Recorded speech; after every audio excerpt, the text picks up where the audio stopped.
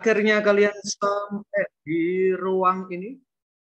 Ya, mungkin jalannya agak berkelok-kelok dikit ya.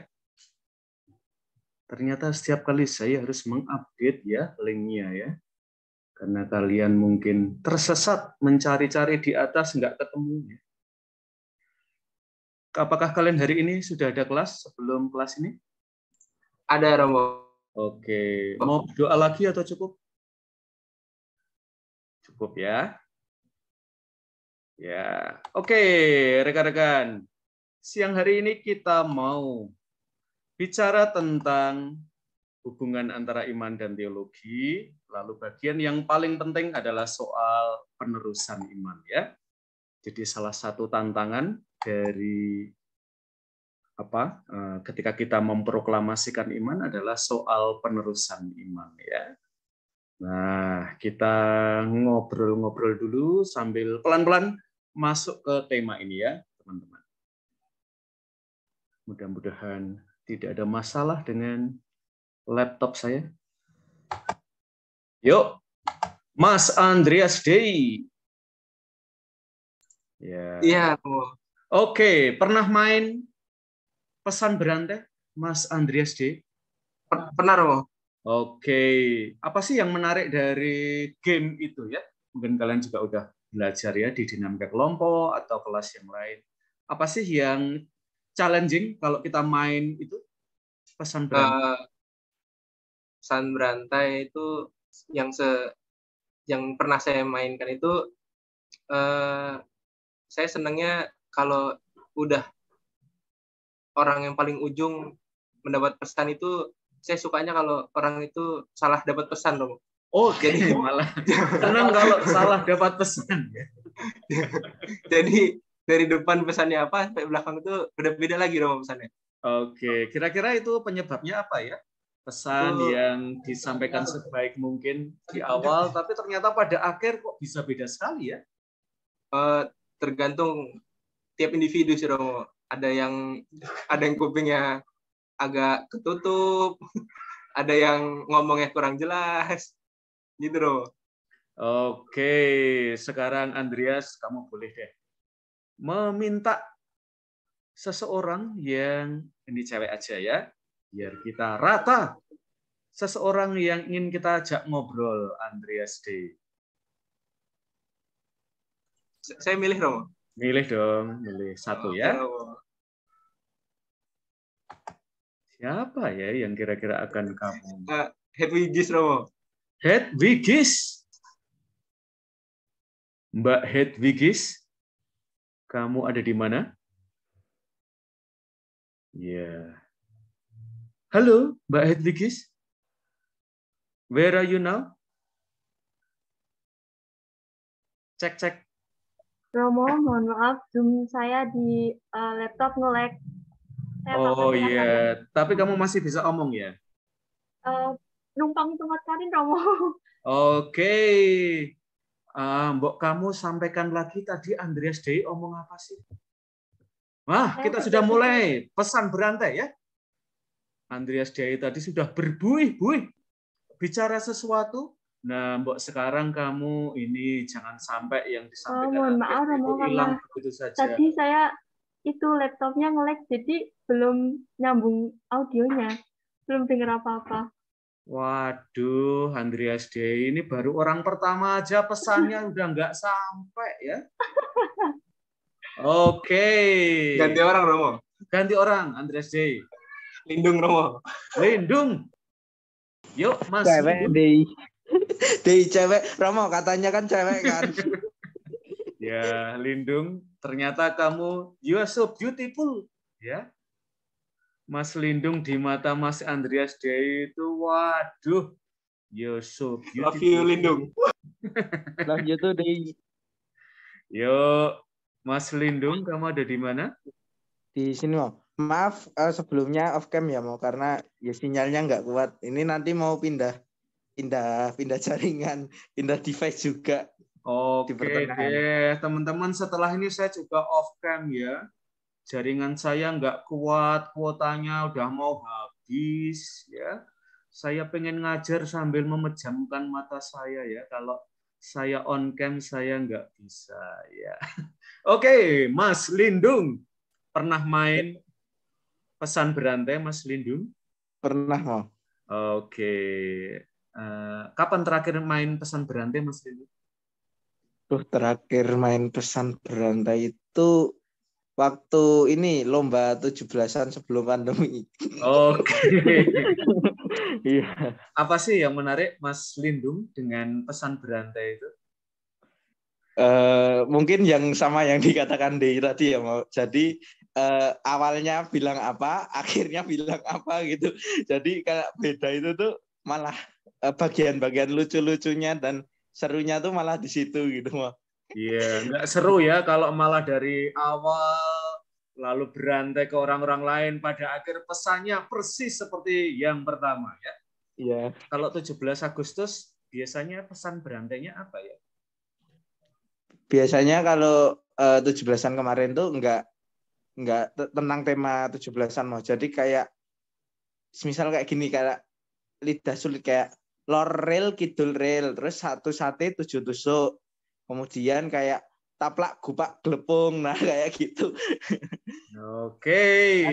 Nah, kayak gitu. Sip. Mas Lindung mau siapa yang mau nerusin percakapan kita?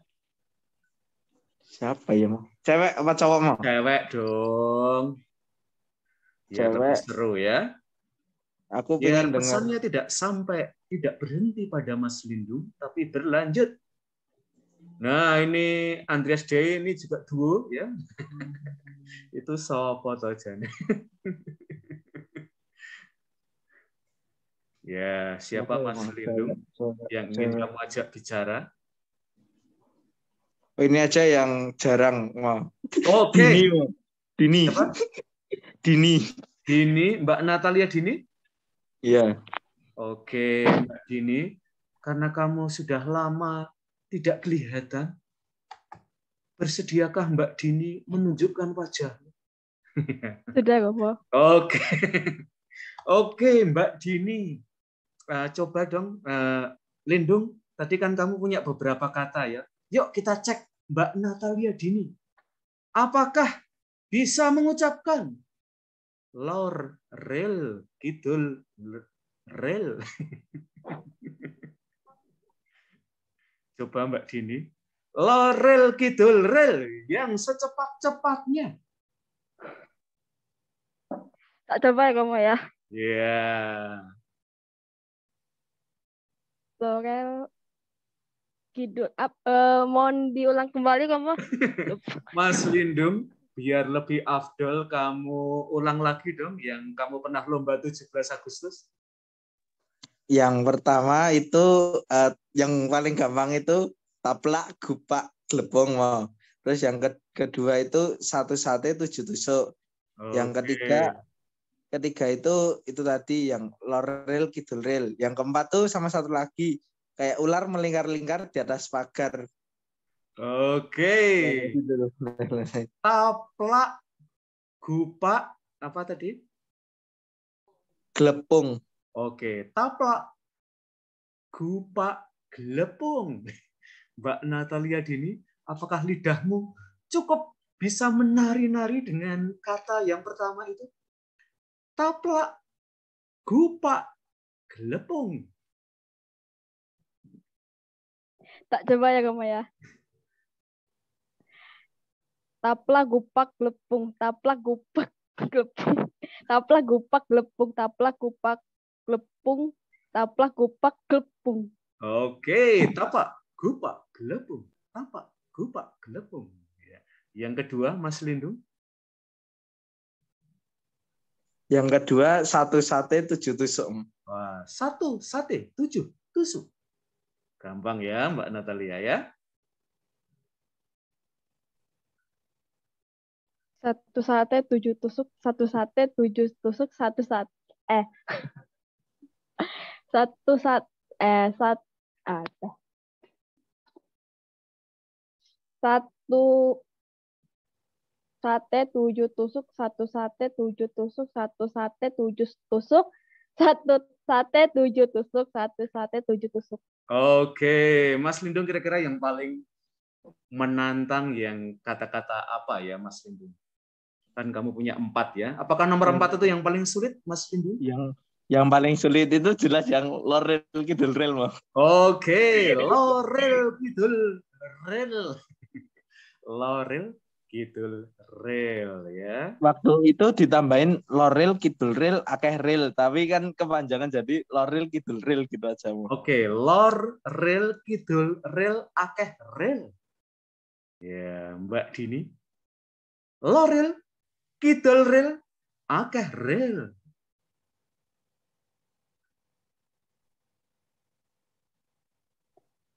Lorel kidul rel akeh rel. Lorel kidul rel akeh rel. Lorel kidul rel akeh rel. Lorel kidul rel akeh rel. Wah, berhasil ya Mbak Natalia Dini. Nanti hadiah bisa diambil di kantor saya ya. Mungkin 4 tahun lagi ya setelah kamu lulus ya. Biar kamu sudah lupa. Ya, terima kasih teman-teman.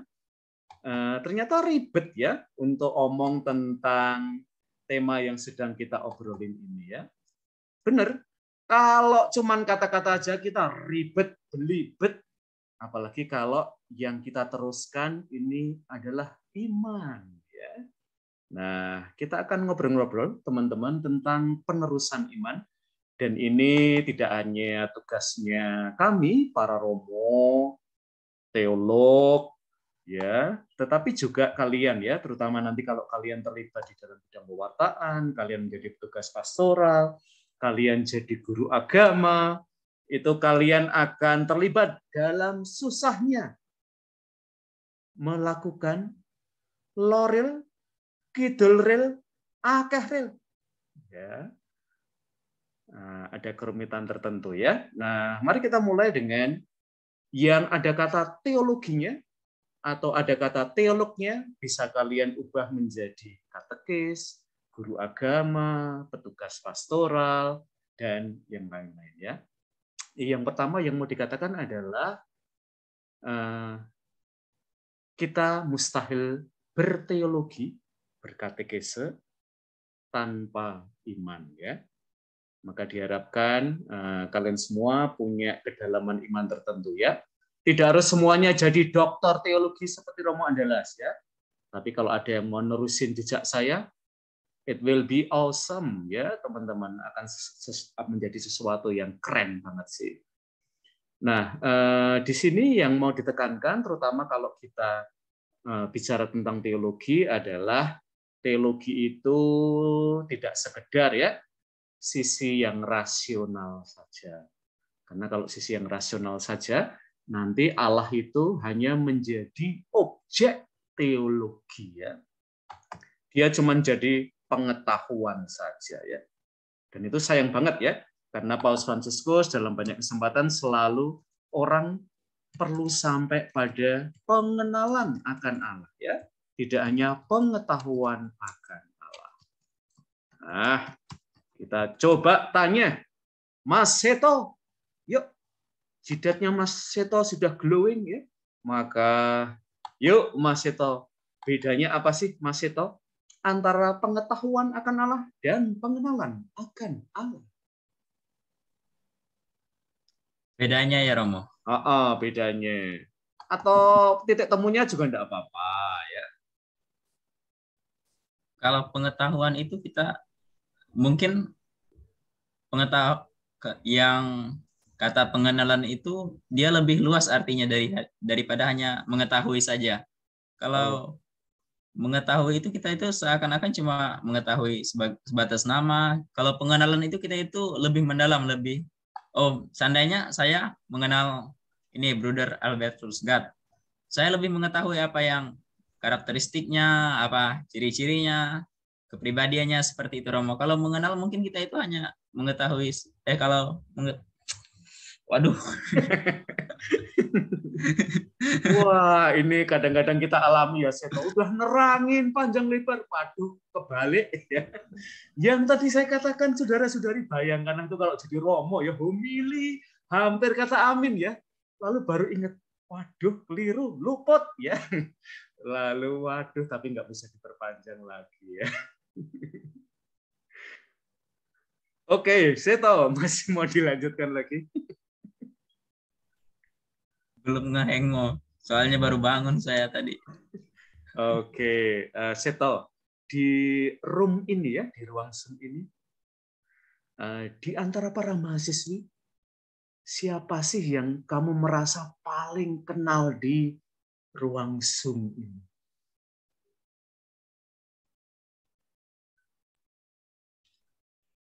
Siapa ya Mo? Soalnya ketemu juga jarang juga Mo. Oke, kalau lihat kayak gini di ruang Zoom kayak gini, kamu merasa nggak bisa kenal banget gitu ya? Ya kalau kita cuma ketemu di ruang virtual aja nggak bisa kenal banget. Oke, Kecuali kalau ketemu langsung. saya tahu kemarin kamu masih di kampung halaman atau udah di Jogja sih? Sudah di Jogja Mo. Oke, kemarin nggak sempat ya ketemu di kampus gitu loh, lalu saling menyapa. Sempat Mo. Cuman kan nggak semuanya juga yang masuk karena ada beberapa teman juga ambilnya daring. Oke, yang sudah kamu temui di kampus siapa sih? Yang mahasiswi? Ada beberapa sih Mo, ada Suster Apelina juga, ada Mbak Elsa, Mbak Astri, Mbak Chelsea, ada Sisil juga dan ada Mbak Palen juga, terus sama ini ya Mbak Arel. Ada banyak sih Mo. Oke, Cuman dari antara mereka yang paling kamu kenal siapa sih yang mahasiswi?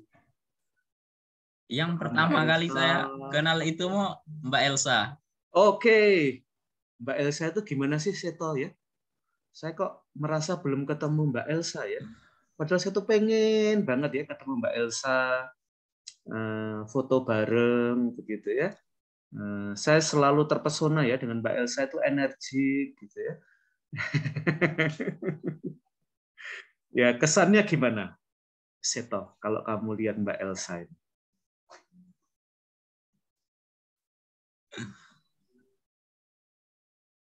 Ya, Mbak Elsa itu Romo orangnya itu ramah. Ketika saya sampai di kampus itu kan mungkin karena pertama kali juga ada beberapa juga takut salah orang.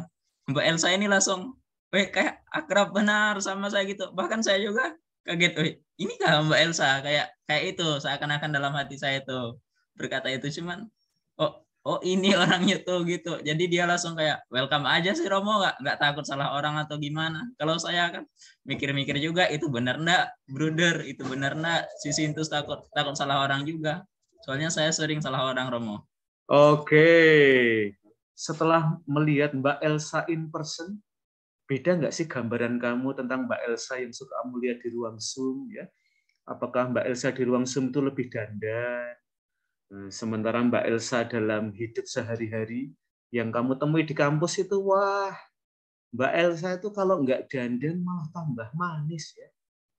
Tidak moblong-moblong ya. Moblong-moblong itu dalam bahasa Jawa itu ya. Make up-nya ketebelan ya. Saya lihatnya Romo baik di ruang Zoom atau secara langsung pun kayak biasa aja. Oke, Mbak Elsa yang Ya. ada di ruang Zoom adalah juga Mbak Elsa yang ada di luar ruang Zoom ya. Oke, waduh, saya jadi pengen juga ketemu Mbak Elsa ya. Mbak Elsa, saya disapa dong kalau saya ke kampus ya. Saya kadang-kadang juga punya penyakit seperti Mas Seto ya. Jangan-jangan nanti malah salah sebut nama karena kepedean ya. Pengennya nyebut Mbak Angela Merici, ternyata yang saya sapa Mbak Elsa ya. Karena sekarang ini ya, kalau cowok gampang dibedakan ya. Cowok itu kelihatannya evolusi ke good looking-annya itu agak lambat ya, dibandingkan dengan evolusi yang terjadi pada perempuan. Perempuan itu sampai kadang-kadang saya tuh merasa ya, ini apakah dari rahim yang sama ya? Dari rahim yang berbeda kok rupanya podo ya? Kok wajahnya kayaknya sama aja ya? Nah, mungkin karena pada ke salon semua ya. Dapat cetakan di salon yang sama ya. Oke, Mas Seto, terima kasih banyak. Ya, nanti bisa dilanjut ngobrol-ngobrol dengan Mbak Elsa ya. Mudah-mudahan Mbak Elsa berkenan ya. Oke, rekan-rekan. Ya. Yang penting teman-teman, terutama buat kita yang baik sebagai teolog, baik sebagai guru agama, baik sebagai pekerja pastoral, itu diharapkan kita tidak putus hubungan dengan gereja ya. Dan tentang ini ya kadang-kadang saya suka dengerin ya teman-teman kalau ke paroki gitu ya. Dan kadang-kadang dapat ya masukan ya, anak-anaknya Romo di Pendikat itu kok tidak aktif di paroki ya. Atau apa ya, cenderung apalagi kalau udah jadi guru agama ya, itu nggak pernah ke paroki ya, jadi pasif banget. Tentu ada beberapa yang aktivis juga ya teman-teman. Maka kalau kita putus hubungan dengan gereja itu seringkali juga punya efek ya, bahwa kita kadang-kadang sibuk dengan isu-isu kita sendiri, berjarak dari pergumulan iman umat. Nah, sekarang saya pengen ngecek ya, karena ini tidak bisa diteorikan ya. Albertus Gad dulu ya. Albertus Gad ya. Kalau kamu diminta menyebut satu persoalan umat ya, dari pengenalanmu pada umat dimanapun gereja kamu berafiliasi ya. Nah, kalau di Jogja kamu itu aktifnya di mana sih, Albertus Gad? Gereja Paroki Banteng. Oh, Romo. Kok malah agak jauh ya? MSF, ya. Padahal kamu tinggalnya di bukan Romo. Memang dekat Minomartani juga, tapi saya di Sengkang. Di Sengkan ya? Iya. Oh, itu teman-teman buat kalian yang belum pernah, itu adalah wilayah paling Katolik ya. Jalan-jalannya itu memakai nama Nazaret dan nama-nama di sekitar Yesus ya. Nanti kalau butuh di guide sama Albertus Gad ya. Kalau di Banteng, menurut kamu persoalan pastoralnya apa sih, Gad? Sejauh kamu dengar-dengar atau mungkin juga kamu observasi gitu? Kalau di paroki si Romo saya tidak terlalu bergabung, tetapi saya sering bergabung di lingkungan. Boleh deh lingkungan ya. Di lingkungan karena saya juga bergabung dengan pengurus PIA ya lingkungan. Dan persoalan yang sering saya dengar di sini adalah keterlibatan kaum muda itu sangat sangat minim ya di lingkungan saya. Umat mengatakan bahwa kadang-kadang itu kaum muda tidak aktif untuk kegiatan-kegiatan gereja itu karena persoalan apa? Banyak waktu untuk kuliah, banyak untuk kerja, sehingga untuk ikut kegiatan gereja itu mereka tidak sempat. Walaupun 1 minggu itu, 1 bulan itu kadang-kadang kami bertemu untuk membersihkan kapel lingkungan itu 2 kali. Itu pun anak mudanya tidak datang. Itu sih sering ya. Itu yang menjadi persoalan di sini. Kalau misalnya ekaristi di kapel gitu, orang mudanya banyak nggak sih? Enggak, Bang. Oke. Iya. Kira-kira apa ya? Apakah memang nggak ada orang muda di situ? Atau mereka pergi ke tempat lain? Atau sejauh kamu melihat gimana? Ada orang muda, Romo, tapi lebih pergi ke tempat lain. Kadang-kadang juga saya dengar bahwa karena pergi ke kota baru, karena di sana itu banyak teman-teman mereka yang kos di sana, kuliah di sana, dan sehingga mereka ikut misalnya di sana. Ya. Oke. Kamu sendiri dengan fenomena itu oke nggak sih? Atau kamu punya catatan tertentu? Maksudnya sekarang ini ya, ini juga disebut Paus Fransiskus ya, di dalam dokumen Christus Vivit, lalu iman, orang muda, dan penegasan panggilan. Sekarang ini batas-batas paroki itu menjadi sangat cair ya, apalagi di Jogja ya. Dari Banteng ke Minomartani itu cuma berapa ya? Mungkin nggak sampai 10 menit ya. Lalu ke Kota Baru nggak sampai 15 menit ya. Kalau mau naik ke atas, ke Pakem juga nggak jauh-jauh banget ya. Kalau mau di paroki bandara juga ya 15-20 menit. Jadi semuanya within, ini bahasa Jawanya ya, within walking distance ya. Within walking distance itu pokoknya jalan aja, saya nggak capek ya untuk sampai ke lokasi itu. Nah, melihat fenomena itu, kamu sendiri oke, yang penting orang muda ke gereja, atau kamu merasa orang muda ke paroki asalnya dong? Gimana? Saya merasa ini sangat prihatin, Romo. Karena yang pertama itu menurut saya orang muda di dalam lingkup parokinya sendiri itu harus harus ikut kegiatan atau pergi ke gerejanya sendiri sebagai komunitas di lingkungan gereja itu. Tapi oke, kalau pergi mungkin menganggap bahwa yang penting saya pergi misa di gereja. Tapi menurut saya itu tidak pas, tidak betul, karena sebagai komunitas orang muda di satu paroki itu sewajarnya harus bergabung dengan paroki tersebut. Ya. Dan fenomena ini juga saya pikir kemarin les pertama itu kita membahas mungkin ini salah satu penyebab kenapa orang muda kenapa orang muda memilih gereja, mungkin karena gerejanya atau parokinya itu tidak terlalu aktif untuk orang muda, atau parokinya aktif tetapi tidak ada hal baru yang ditemukan oleh orang muda di situ, sehingga orang muda dapat memilih gereja lain yang lebih membuat mereka kerasan dan talenta mereka itu bisa dikembangkan. Terima kasih. Oke, ya. Jadi menarik sekali ya, teman-teman. Nanti dalam beberapa dokumen sudah disebut ya, bahwa terutama paroki-paroki di perkotaan itu mulai ada krisis relevansi ya. Jadi dia tidak lagi menjadi tujuan, rujukan, destinasi orang muda ya. Maka memang kita perlu memikirkan ya.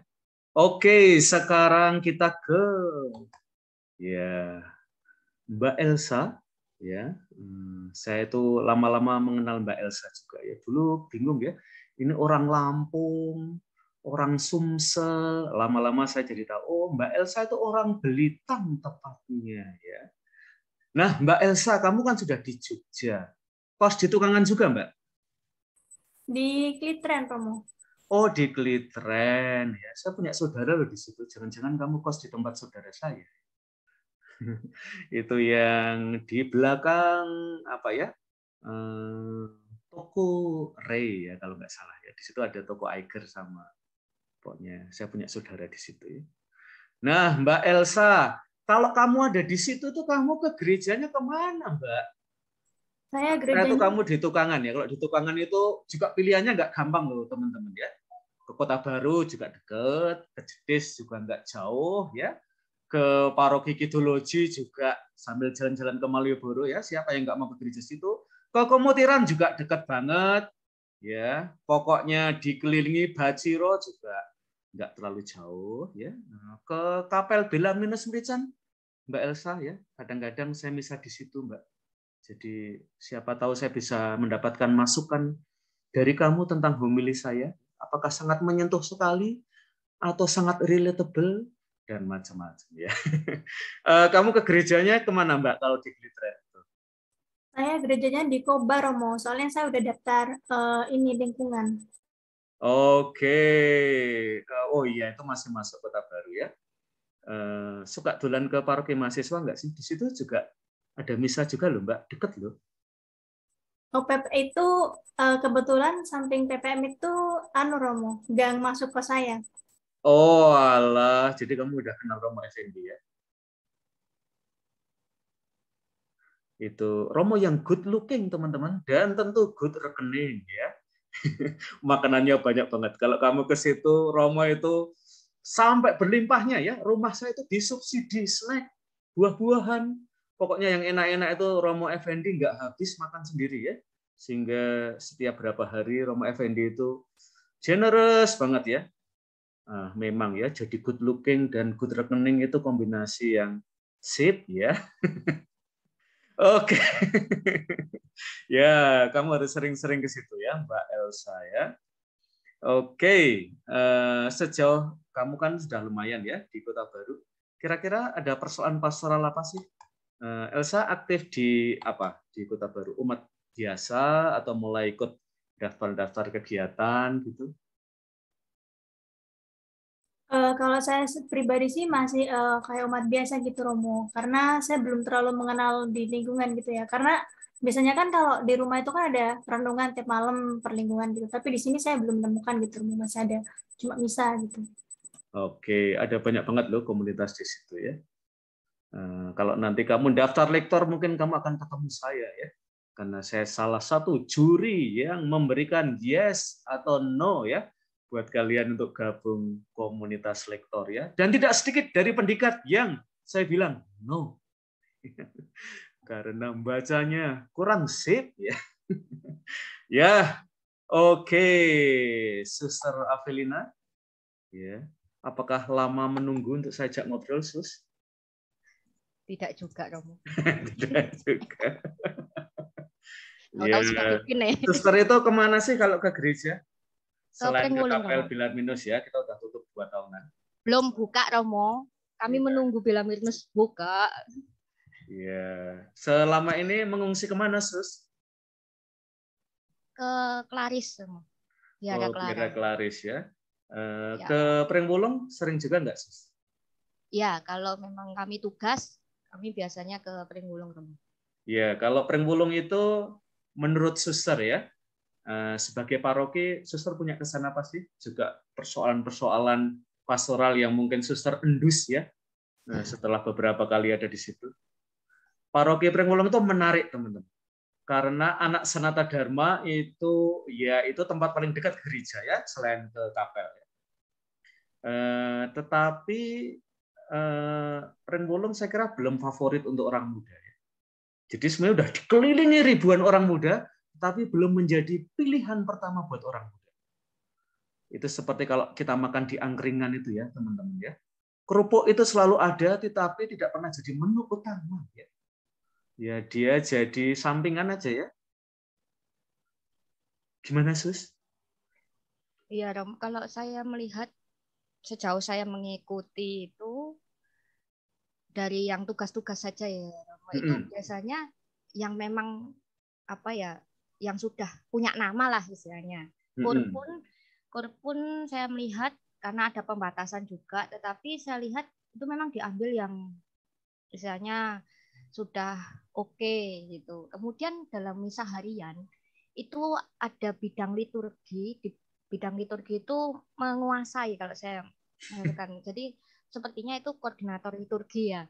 Itu mic itu dipegang sendiri. Jadi jawaban dari imam. Ya saya tahu mungkin juga TPE yang baru mengharapkan apa namanya ya ada yang dicontoh gitu. Tetapi kok setiap misa harian kok orang itu saja. Jadi kan apa namanya yang melihat juga bosan dan orang tua lagi. Kalau anak-anak muda saya hanya bisa melihat itu kemarin ketika malam Natal. Ketika malam Natal mereka menjadi panitia. Saya melihat itu. Tetapi untuk keterlibatan kayak kerja bakti, kemudian di kur, itu kur lingkungan saja tidak kelihatan anak mudanya. Bahkan anak-anak Sanata Dharma yang kos di daerah sini itu saya belum melihatkan. Harusnya kalau memang kos di sini, apalagi di sini kampus 1 FKIP kemudian banyak sekali. Itu harusnya ketika Natal pun kelihatan banyak sekali anak muda atau ada misa khusus untuk kaula muda karena gereja segitu tidak akan menampung anak Sanata Dharma sebegitu banyaknya, apalagi di kapel kan tidak dibuka ya, belum dibuka. Namun di Biara Santa Clara justru kadang saya malah menemukan banyak anak-anak Sanata Dharma di sana. Itu yang saya juga ini apakah yang mereka cari kan di gereja Pringwulung notabene tempatnya besar, kemudian liturgi tertata, imamnya juga banyak, maksudnya dalam arti mencukupi. Sedangkan di Klaris itu kan biara kontemplatif ya. Di sana mereka akan di luar, jadi tidak bisa masuk di dalam. Hingga kalau hujan bisa kena hujan. Tetapi banyak sekali anak muda di situ. Dan saya pernah bertanya, kenapa kok di sini? Katanya mereka merasa adem, merasa tenang. Jadi saya bisa menyimpulkan bahwa liturgi atau sesuatu untuk anak muda itu bukan yang bingar-bingar atau yang lonjak-lonjak atau pokoknya membuat mereka ramai, enggak. Padahal para suster juga ketika misa itu lambat sekali, Romo. Saya saja yang suster lambat sekali. Iya, karena kalian SPM sih, karena kalian kan tarekat rasuli ya. Misal sesuai ya. Kami harus segera bekerja. Jadinya kalau mau lari-lari kan nggak bisa. Tapi itu yang dicari anak muda. Jadi kok bisa merasakan adem, tenang, dan bisa menghayati masuk sungguh dalam mungkin dalam diri dan juga dalam liturgi yang diikuti. Bahkan romonya itu yang tua itu, saya kalau dengar khotbahnya kadang pusing, tapi mereka bisa menikmati. Itu yang boleh saya sharingkan, Romo. Terima kasih. Oke ya, ini menarik ya teman-teman. Dan believe it or not ya, nyari romo orang muda di Jogja itu seperti menemukan jarum di antara tumpukan jerami ya. Saya tuh kadang-kadang berpikir-pikir ya, saya biasanya kalau nggak ada aktivitas ya, saya di rumah aja. Ya. Karena kadang-kadang orang muda itu datang untuk minta misa atau ngisi sesi atau apa gitu ya. Saya kadang-kadang, apakah di Jogja romo yang suka orang muda itu cuman Romo Mutiara Andalas ya? Kok kesini lagi gitu ya. Lama-lama saya akhirnya menyadari itu ya teman-teman. Ternyata saya lumayan top 3 ya di Jogja ini. Top 1-nya saya nggak tahu siapa namanya. Top 2-nya saya juga nggak tahu, tapi top 3 saya tahu. Mutiara Andalas ya. Laris manis ya. Oke, rekan-rekan. Menarik ya kalau kita melihat panggilan kita, sehingga nanti apakah kita sebagai teolog ataukah kita sebagai guru agama, pekerja pastoral, dan profesi-profesi lainnya yang terkait dengan iman, kita perlu senantiasa ada di dalam gereja ya. Karena kita lalu teologinya atau katekesenya akan berbeda ya dibandingkan kalau kita itu hanya di sekolah ya atau di kampus 5 saja ya.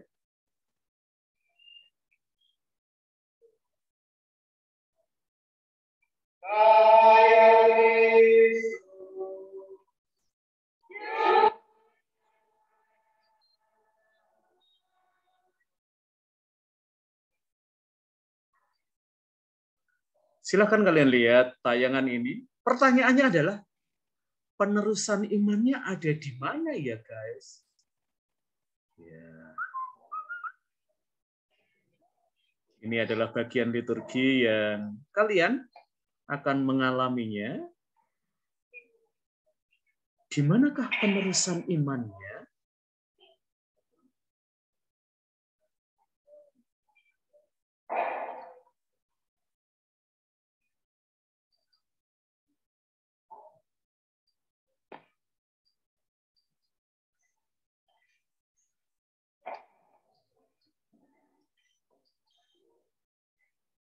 Dan buat saya yang suaranya lumayan pas-pasan ya, menyanyikan cahaya Kristus itu selalu jadi kuburan buat saya.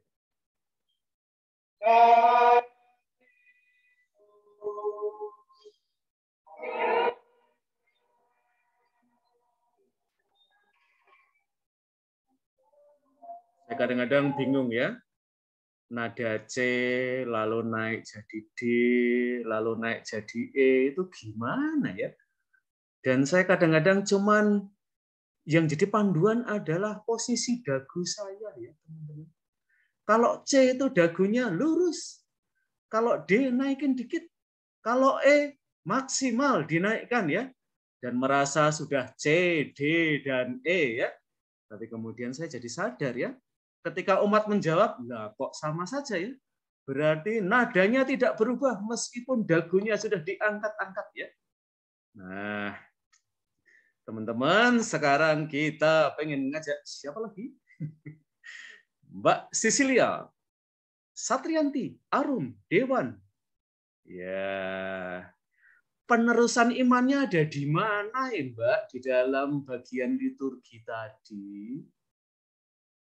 Kalau dari saya sendiri saat penyalaan lilin, Romo. Penyalaan lilin, mengapa itu menjadi momen penerusan iman, Mbak Sisilia? Karena saat penyalaan lilin itu kan disimbolkan sebagai penerangan yang memiliki makna bahwa Kristus itu telah bangkit dari kematian. Oke, ya. Kalau kamu sebagai umat waktu nerima lilin untuk kamu bagikan kepada teman di sampingmu ya, itu rasanya apa sih Mbak? Kalau saya boleh tahu. Kalau Romo kan merasa banget ya, karena pegang lilin Paskahnya ya, atau pegang pokoknya lilin yang besar ya, itu kerasa banget sih. Tapi buat kamu yang dapat lilin kecil itu kerasa nggak sih? Kerasa, Romo. Karena waktu itu kan lampu di gereja kan dimatikan ya.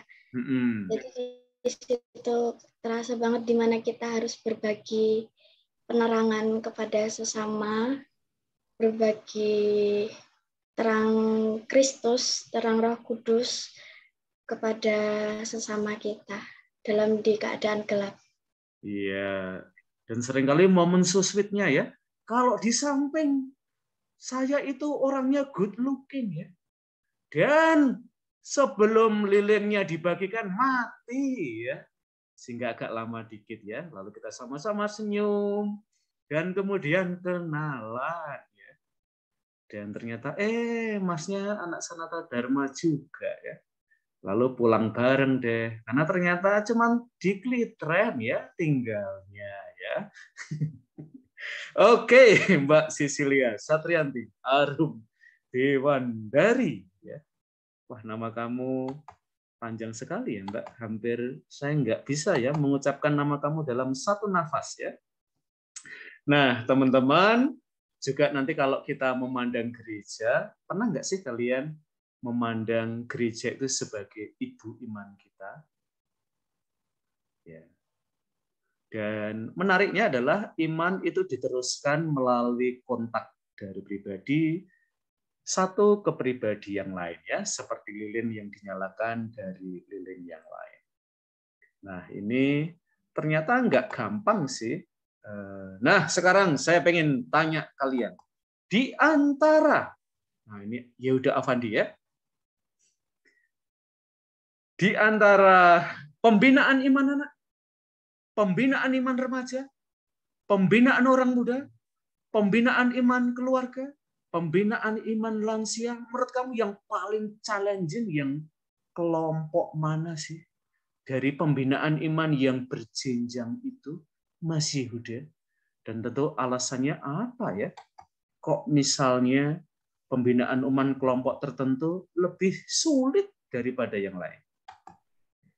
Menurut saya yang paling sulit itu malah justru yang orang tua, Romo. Orang tua, mengapa Mas Yehuda? Kok itu paling challenging buat kamu? Soalnya kalau orang tua kan udah punya pemikiran sendiri.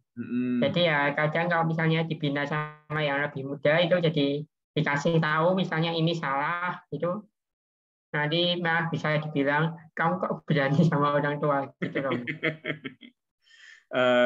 Bener nggak sih kalau kamu sendiri ya Yehuda ya ini akan menjadi challenge buat kalian ya, terutama pada usia muda, kalian nanti akan dapat tugas-tugas dari gereja ya, apakah di Kalau anak-anak, remaja, orang muda itu kan kurang lebih kalian sebaya dan bahkan lebih senior ya. Tapi kalau nanti mulai pegang orang tua atau lansia, pandangan kayak gitu perlu dikoreksi nggak sih, Yehuda Afandi? Perlu Romo. Oke, mengapa? Kami kan punya wisdom, Mas Yehuda itu lahir tahun berapa sih? 2001 Romo. Mau ngomongin saya yang lahir tahun 1945 ya? Ya caranya ya apa ya? Dilurusin pelan-pelan sih Romo. Pakai misalnya kayak pakai cerita atau pakai apalah nanti. Oke, jadi metode pemisalan gitu. katekesenya mungkin bukan lagi bentuk-bentuk yang instruksi ya, melainkan barangkali bentuk-bentuk yang sharing ya. Iya, ya. Karena kemudian para lansia atau orang tua ini bisa membagikan ya kekayaan iman mereka. Dan bahkan mungkin bisa terlibat ya di dalam mewariskan iman. Gitu. Kalau kamu sendiri, Yehuda, kamu merasa nggak sih orang tua kamu itu mewariskan iman ya, meneruskan iman? Dan kalau di keluarga kamu merasanya itu pada momen apa sih? Orang tua kamu itu meneruskan iman pada kamu? Kalau di keluarga saya merasa sih kamu. Jadi misalnya apa? Ya setiap minggu gereja rutin itu pasti. Itu kamu. Oke, bareng atau sendiri-sendiri? Oke, bersama-sama ya. Jadi orang tua kita tetap menjaga habitus spiritual ya, ke gereja. Mungkin waktu kita masih kecil ya kelihatannya nyuruh-nyuruh ya, bangunin ya. Kalau di rumah saya itu bapak dan ibu saya itu kalau setiap hari Minggu tidak masak teman-teman. Sehingga kalau kamu nggak ke gereja kamu nggak makan ya. Nah bonusnya bapak dan ibu saya itu sehabis ke gereja kita ke restoran. Warung sih. Kalau restoran atau mall kayaknya mewah banget ya. Pokoknya warung dekat gereja sehingga kita sarapan pagi di situ ya. Dan itu buat anak-anak jadi ritual yang menyenangkan sekali ya. Sampai sekarang aja kalau saya kembali ke paroki ya, pengen banget makan di warung itu ya. Warung yang dulu kelihatan besar sekali, sekarang itu jadi mungil sekali ya. Mungkin karena saya tambah jadi gede ya. Nah, gimana kalau Mbak Susana nih?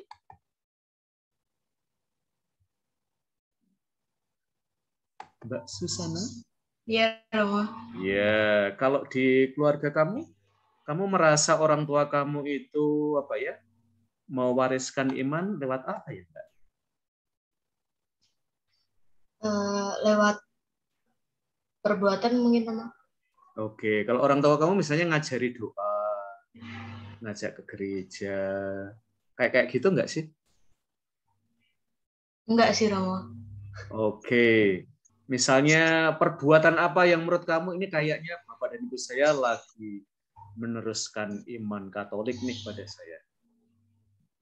Mungkin kalau untuk sekarang, untuk saya pribadi, mungkin kalau dulu ya waktu masih SD itu pasti mengajari doa juga. Tapi untuk sekarang kan lebih dewasa, jadi mengetahui arah mana yang baik. Gitu. Lalu juga lingkungan sekitar juga mempengaruhi. Oke ya, ini ya. Nah sekarang kita mau tanya-tanya sih. Ini kan pada masa pandemi ya, dan ini challenge. Beberapa romo paroki mulai resah dan gelisah menunggu umat di sini ya. Itu referen sebuah lagu lama ya. Yaitu orang muda nggak mau ke gereja lagi ya, padahal sudah dibuka offline ya. Beberapa waktu lalu saya ketemu dengan romo-romo dari Minomarta nih ya. Kita sama-sama disuntik booster ya. Dan romo-romo itu tanya, saya kan tanya ya karena di situ ada romo yang legend ya. Pokoknya umatnya banyak sekali ya. Kalau misal di Minomarta itu permohonannya rame banget ya, panjang banget ya. Sampai romonya kadang-kadang bingung ya, permohonan itu mau dibaca kapan ya, saking banyaknya ya. Nah, Lindung mengalami transformasi apa ya? Ya, Mbak Susana Mane ya. Lalu orang muda itu mulai ini ya, wah gara-gara melihat rambutnya Lindung ya, saya kehilangan fokus. Kembali ke Minomartani ya, teman-teman ya. Saya tanya ya, Romo setelah gereja itu dibuka lagi, berapa yang kembali ke gereja? Dan Romonya memberikan data yang wow ya, it is shocking ya. Baru terisi 50%, Romo. Padahal mestinya 50% lagi masih terisi.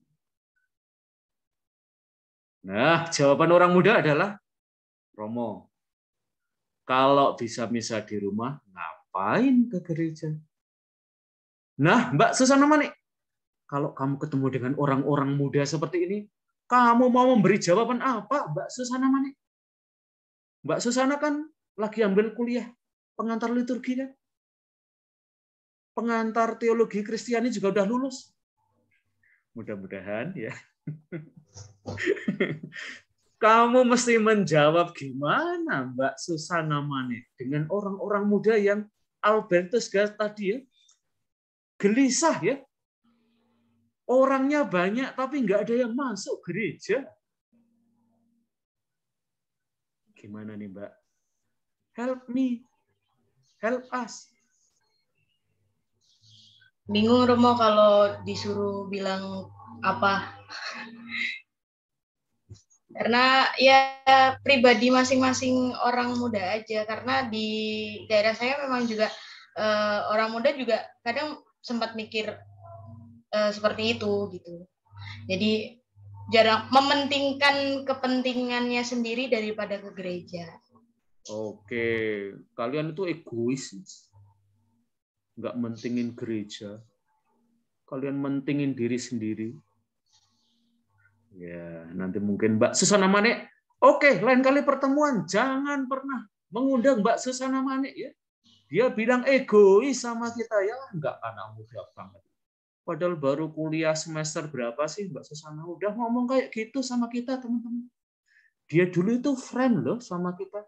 Tapi begitu kuliah di pendidikan kok beda, jadi beda sekali ya. Entah apa yang merasukinya. Ya, Mbak Susana Mane. Oke. Oke, sekarang Mbak Susana, kamu boleh ngajak teman kamu untuk ikut gabung. Menjawab kegalauanmu. Bingung menjawab apa. Maka carilah teman yang kira-kira bisa memberikan insight pada kita sore hari ini, Mbak Susana Mane. Mencari teman ini, Romo. Iya, yang mau on cam dan terutama mau menjawab ya. Oh iya. Karena background saya sudah bagus, Romo. Jadi saya pilih suster aja. Oke, suster yang mana? Suster cuma satu, Romo, di sini. Oke, Suster Avelina. Ada banyak sister, tetapi hanya ada satu suster. Ya, nanti Agustinus Saud setelah ini ya.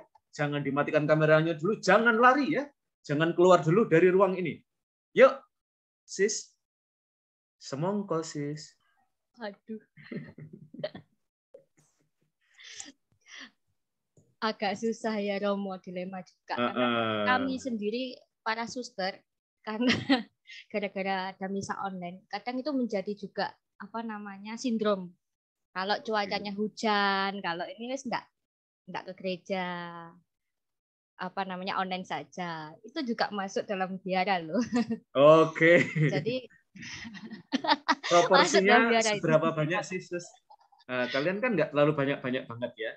50-50, 75-25, 60-40, atau 90-10 ya. Satu orang yang ke kapel biara Santa Clara ya. Yang 9 orang aku online bae yo. Tidak juga Romo, hanya kalau misalnya dalam keadaan apa namanya hujan dan lain-lain itu menjadi alternatif. Tetapi kalau kami menghadapi kaum muda yang agak susah semacam begitu. Ya seperti kata Susan, kesadaran masing-masing. Tetapi intinya ketika ada perbedaan antara online dengan offline. Ketika offline, Anda bisa menerima tubuh Tuhan secara langsung. Tetapi ketika online itu komuni batin. Dan kalau saya, yang akan saya lakukan mengajak untuk merasakan dalam hati kerinduan terdalam. Apakah Anda sudah kehilangan kerinduan untuk menyambut tubuh Tuhan secara langsung dari tangan imam sebagai perantara? Oke, wah so sweet ya. Saya sebagai Romo masih merasa berguna ya. Kalau ada suster-suster yang merasa bisa menerima tubuh Tuhan dari tangan imam ya. Memang ada bedanya nggak sih, Sus, menerima komuni spiritual dengan menerima tubuh dan darah Kristus langsung dapat gitu, Sus? Ada, Romo. Jadi kalau komuni batin, kalau secara saya pribadi masih ada kayak ruang kosong hampa gitu. Tetapi ketika menerima secara langsung dari tangan imam, karena kami juga tetap ketika online tetap bisa menerima tubuh Tuhan, Romo, tapi kan dari sesama kami, maksudnya dari para suster. Tetapi beda ketika itu imam dan kita mengikuti mulai dari doa syukur agung sampai pada menerima langsung, itu ada kerinduan yang terobati, itu yang saya rasakan. Oke, terima kasih Sus ya. Agustinus Saud. Ya. Kamu boleh berkomentar apapun menanggapi Mbak Susana tadi. Apa orang muda sekarang ini sudah nggak mau ke gereja lagi? Gara-gara misa online ya. Maka mungkin beberapa paroki, pokoknya kalau sudah dibuka, misa online-nya dimatikan. Ya. Atau menurut Agustinus Saud, misa online tetap aja, Romo. Mungkin ada sekelompok umat yang tetap akan memilih misa online. Gimana Agustinus Saud? Apa pendapatmu?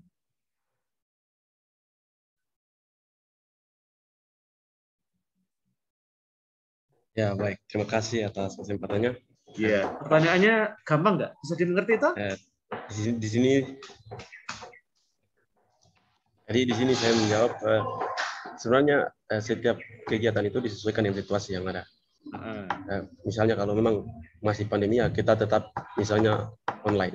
Jika situasinya terjawab ya kita bisa offline. Di sini jika ada kesempatan untuk kita bisa offline ya perlu kita harus laksanakan atau melakukan dalam situasi apapun. Itu kesempatan di mana kita bisa berkomunikasi dengan Tuhan, bagaimana kita bisa kembali meminta bantuan sehingga Tuhan bisa memberikan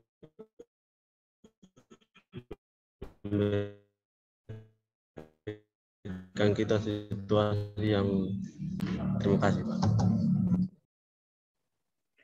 Oke, terima kasih Agustinus Saud ya. Jadi melihat situasi, kalau memang memungkinkan untuk offline, ya kita lalu memprioritaskan yang offline ya.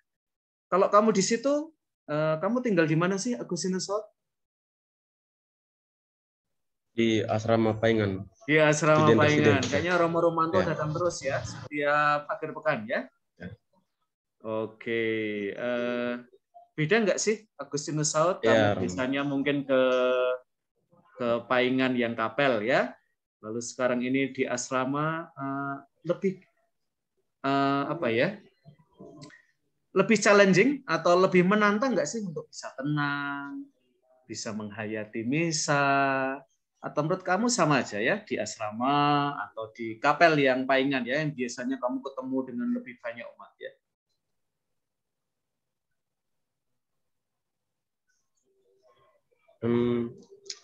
Kalau di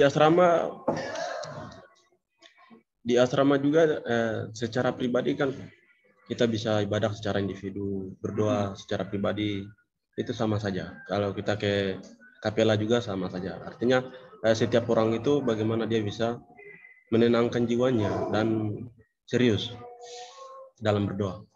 Oke ya. Kalau saya misal di student resident itu simpel banget ya. Saya tuh kira-kira kita sebut aja ya sukses misa ya di student resident ya, atau gagal total misalnya ya. Itu bisa dilihat pada akhir misa, teman-teman ya. Berapa orang yang minta foto sama romonya ya. Homilinya sih suka nggak diingat ya, tapi kalau ada banyak yang minta foto sama romonya ya, Romo jangan pulang cepet-cepet, ngobrol sama kita dulu ya. Nah itu tanda baik ya. Poin saya teman-teman nanti juga dalam sakramen lain, mengapa sih aspek kebersamaan itu penting ya di dalam gereja. Kebersamaan merayakan iman ya. Saya tulis saja ya. Karena selain aku dan kamu, saudara dan saudariku, masih ada kita. Ya. Kalau cuman aku di sini, kamu di sana, kitanya di mana? Ya. Saya kadang-kadang kalau di misa dengan orang muda ya, meskipun beberapa romo nggak seneng ya, romo di rumah saya juga ya, kalau saya agak bergaya anak muda gitu ya, saya suka eksperimen ya dalam liturginya. Saudara-saudari, gimana kalau bapak kaminya sambil pegangan tangan? Wah ini romo yang tak nanti-nanti, saya tuh tadi cuma lirik-lirik samping saya ya. Kapan momennya bisa kenalan ini? Suruh pegangan tangan. So sweet ya. Nah, pulang ke rumah ya setelah misa. Ada romo yang langsung nemui saya. Koin jijik. Aku kon cekel-cekelan tangan karo umat. Ya. Yang saya cekeli sebelah kanan itu suaminya. Yang sebelah kiri istrinya ya. Waduh, romonya malah mati gaya. Nah, itu teman-teman. Tapi saya kira poinnya adalah poinnya Romo Andalas itu yang suka eksperimen, terutama dengan orang-orang muda, ya. Selain aku, kamu, wah ini tuts. Laptop saya lepas, teman-teman, sehingga ngeteknya agak belibet ya. Masih ada kita ya. Nah, ini yang kita rayakan ya, terutama di gereja. Mengapa ada sisi tertentu yang hilang ya? Kadang-kadang di dalam ekaristi daring yang barangkali kita sangat dituntut banget ya, kita punya relasi yang personal. Sementara di dalam gereja itu nggak cukup ya kita punya relasi personal dengan Tuhan, kita perlu relasi yang interpersonal. Juga dengan umat yang ada di sekitar kita ya. Nah, saya kadang-kadang juga buat eksperimen ya. Kemarin Suster Avelina dan teman-teman yang ikut nyanyi di Jatiningsih juga mengalaminya. Kalau cuman kita itu berdoa masing-masing di Gua Jatiningsih, ya itu bisa kita lakukan di tempat lain. Ya. Tapi kalau teman-teman kanan kiri kita berdoa untuk saya, nah itu yang baru keren. Ya. Maka saya biasanya, yuk kenalan dulu. Ya. Karena nanti kalau nggak kenalan dulu ya, lihat teman kiri kanannya ya, sopo ya. Nah, dan bahkan kadang-kadang untuk orang muda saya tanya ya, boleh juga ya kenalannya setelah tanya nama, boleh nggak minta nomor HP-nya ya? Karena siapa tahu ya berlanjut ya. Asal yang di sampingnya bukan pacarnya ya, sehingga kita kalau kita minta nomor HP langsung dipentelengin cowoknya ya atau ceweknya ya. Oke, itu sisi dari yang lebih eklesial ya teman-teman. Nah, jadi tidak hanya berlaku untuk para teolognya, tetapi juga untuk umat ya. Maka selain kredo ada juga kami percaya. Dan itu yang saya suka senang banget ya. Kalau misalnya kalian diminta dites satu-satu kredo, kadang-kadang kita nggak hafal ya. lanjutannya apa ya?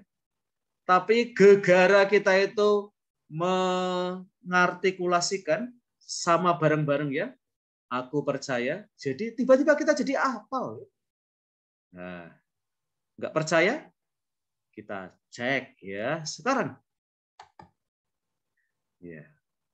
Seberapa kalian hafal? Aku percaya. Mas Lindung dari tadi goyang gaya, ganti posisi, pengen posisi yang maksimal paling ganteng yang mana? Masih mencari bentuk. Mas Lindung, yuk ya, saya cek kamu hafal, aku percaya atau tidak? Aku percaya itu cuma ngikut-ngikut ya, Mas. Ini. Nah, justru itu. Yang pendek ya, Mas. Yang pendek aja, yang panjang saya juga nggak hafal sih. Aku percayakan Allah, Bapa yang Maha Kuasa, Pencipta langit dan bumi, dan akan Yesus Kristus, Putranya yang tunggal Tuhan kita, yang dikandung dari Roh Kudus. Oke, sampai di situ aja. Yang dikandung dari Roh Kudus. Sekarang Lindung, kamu minta teman kamu yang ada kameranya untuk melanjutkan syahadat yang singkat. Yang ada kameranya. Wow. Yang ada kameranya ini. Oh, langsung ada yang mematikan. Jangan dimatikan dulu, guys. Suster juga dimatikan juga ya. Siapa? Ngomong. Dah, Seto. Sebelah saya Seto. Agak tidak percaya, Seto, bahwa kamu hafal kredo ya. Dilanjutkan dari Lindung ya, Mo. Oke, ya. Dikandung dari Roh Kudus, dilahirkan oleh perawan Maria yang menderita sengsara dalam pemerintahan Pontius Pilatus, disalibkan, wafat dan dimakamkan. Yang bangkit pada hari ketiga. Kalau dari tengah itu susah, Mo. Kalau dari awal itu bisa. Iya, kalau di tengah-tengah justru itu pesan berantainya Mas Seto. Lebih rumit lagi, kalau Romo membaca bagian yang kebalik, mestinya umat Romonya malah omong, dan umat diminta mendaraskan bagian umat. Ya. Nah, itu pernah terjadi ya di Kapel Belarminus, teman-teman. Ya. Ini terjadi pada Romo ketua yayasan. Romonya emosi, teman-teman. Karena umatnya diam. Lalu Romonya bertanya, kok kamu tidak meneruskan yang saya katakan? Dan umatnya kor serentak mengatakan, lah bagian kami malah Romo yang katakan ya. Romo yang salah ya. Coba diulangi lagi Romo. Nah itu persoalannya. Saya lupa ya. Itu bagian saya atau bagian kamu ya. Poinnya di situ ya Sito. Itu yang saya senangi dari misa bareng ya. Kita lupa, umat lain masih ingat ya. Sehingga kita bisa gandul ya. Gandul itu kita apa ya? Ngikut ya umat yang lain ya dan selamat sampai akhir ya. Selesai juga. Bayangkanlah ya, kamu diminta kredo ngulang-ulangi lagi dari awal dan di tengah-tengah lupa lagi. Ya, syukur kepada Allah kita tidak doa sendirian ya. Itu teman-teman sisi dari eklesial ya. Dari iman kita ya. Nah, maka selain kredo masih ada kami percaya ya. Nah, kita break sebentar ya. Kita persilahkan Mbak Lisa Arianto untuk menghibur kita.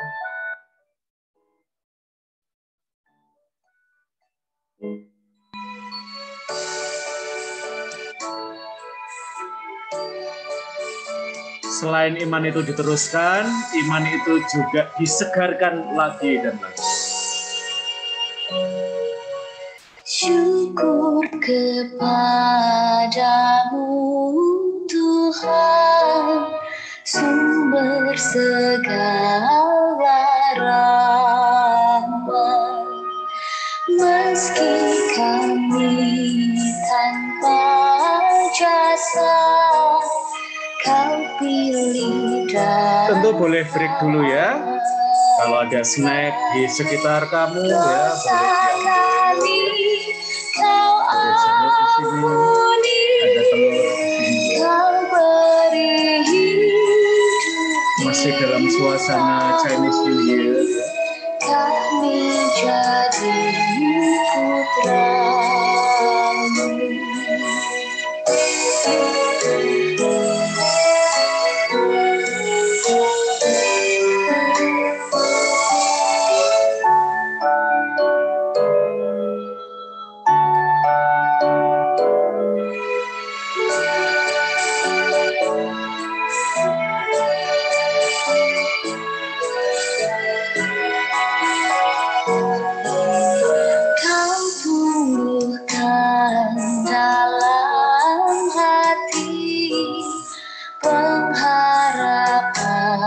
Dan iman kau kobarkan cinta suci dan semangat berkorban.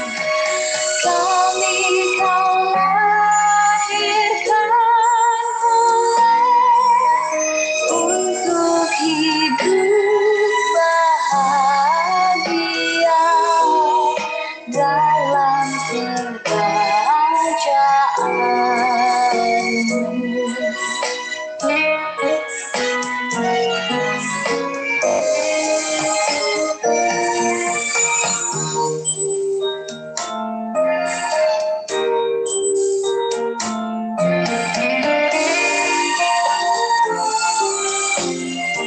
Sekarang ini isi iman tidak selalu ya disampaikan dalam bahasa instruksi ajaran, melainkan juga dalam bahasa baru ya, bahasa keindahan, bahasa kisah, dan mungkin yang kalian alami selama masa pandemi ya, bahasa digital. cinta batin di masyarakat kami, syukur kepadamu Tuhan.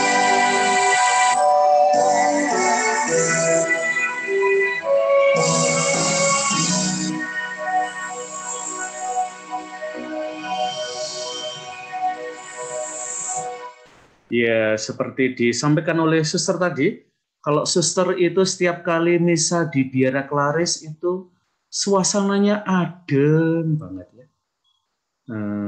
Mbak Lisa Arianto, waktu saya juga muda seusia Mbak Lisa Arianto ya.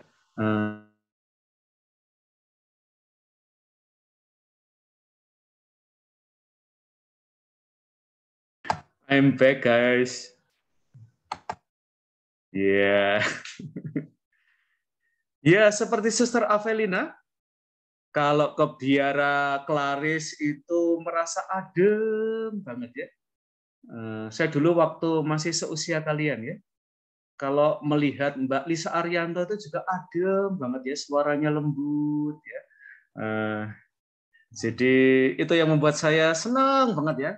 Dulu Mbak Lisa Arianto ini salah satu favorit saya ya sebagai penyanyi muda, tidak hanya lagu rohani ya, tapi lagu-lagu pop ya. Adem banget ya, seperti berada di Biara Klaris waktu Ekaristi ya kalau lihat Mbak Lisa Arianto itu ya. Oke, rekan-rekan, saya lanjut ya. Nah, hari ini kita akan melihat ya beberapa sakramen yang dekat dengan hidup kalian. Dan sakramen itu adalah, saya kira sudah ya di kelas-kelas lain, tanda dan sarana khusus ya yang gereja rayakan sehingga kita bisa mengalami Tuhan itu mengampuni, Tuhan itu hadir dalam tubuh dan darah Kristus, Tuhan itu memberikan kekuatan dalam sakramen Krisma, Tuhan itu melawati kita pada waktu kita sakit, Tuhan itu juga ini ya, terutama buat para suster, romo, bider ya, memberikan rahmat khusus ya, entah dengan tahbisan atau juga dengan pengikraran kaul ya. Nah, mari kita kembali ke pengalaman kita waktu kecil saat kita menerima sakramen baptis, teman-teman.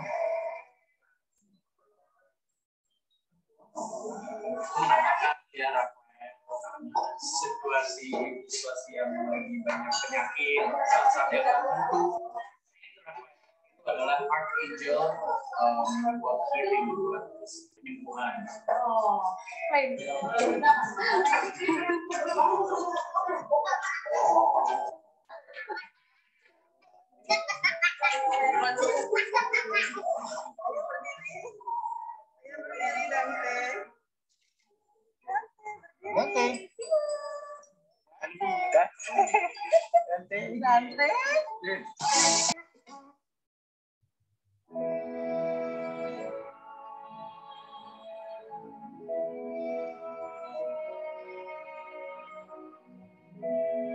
Dan nanti akan ada isu ya, pastoral tentang pentingnya membaptis anak. Sekarang udah ada banyak diskusi ya, karena kita di gereja ini cuma anak dipandang belum punya pilihan bebas.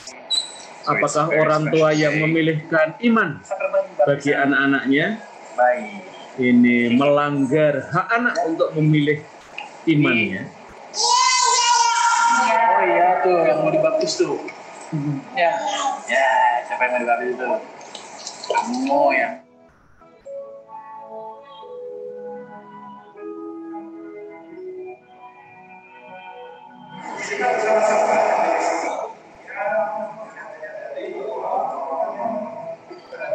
Ini Romo yang terkenal banget Pak, teman-teman. Karena hampir semua artis kalau nikah atau menerima sakramen Romo ini yang kepilih ya teman-teman. Itu privilege kalau kamu good looking ya, dan di Jakarta ya. Perasaan saya juga nggak kalah ganteng sama Romo itu ya. Tapi mungkin karena saya di Jogja ya, saya kurang populer ya. Populernya di kalangan pendikat aja ya. Tidak di kalangan yang lebih luas ya.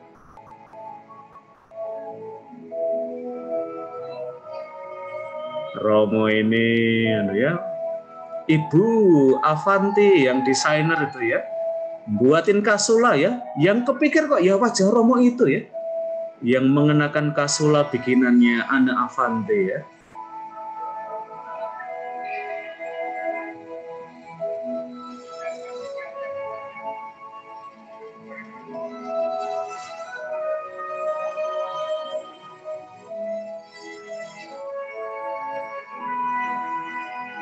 Dan jangan lupa, nanti kalau kalian menikah pada masa depan, salah satu yang kalian janjikan pada gereja adalah meneruskan iman Katolik kepada anak-anak yang akan lahir dari perkawinan kalian.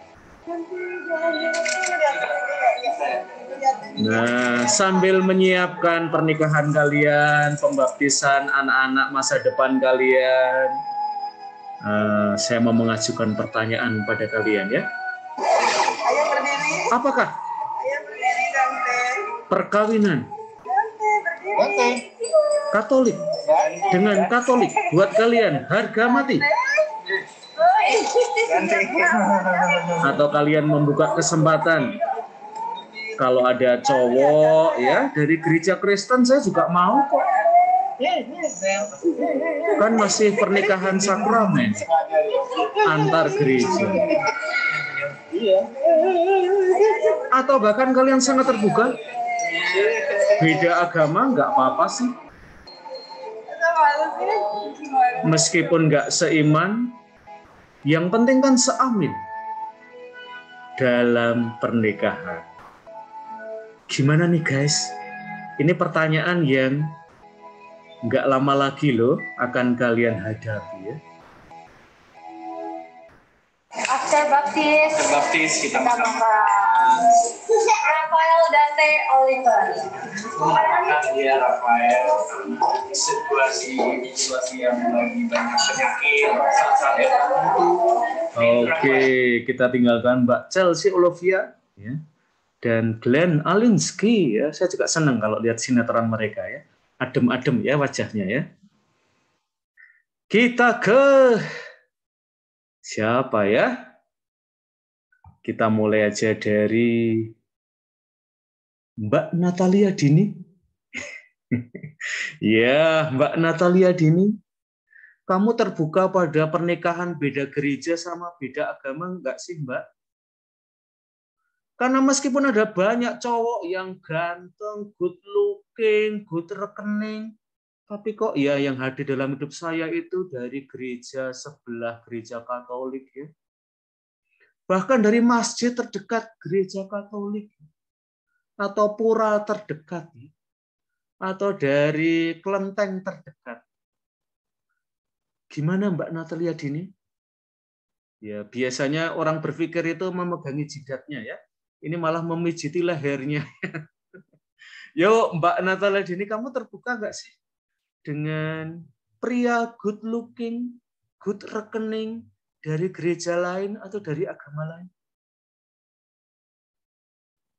Kalau boleh jujur, kalau misalnya jawab pertanyaan seperti ini memang sulit sih Romo, karena pada dasarnya dari awal itu kayak terbuka aja sih, tapi tergantung orang sendiri gitu.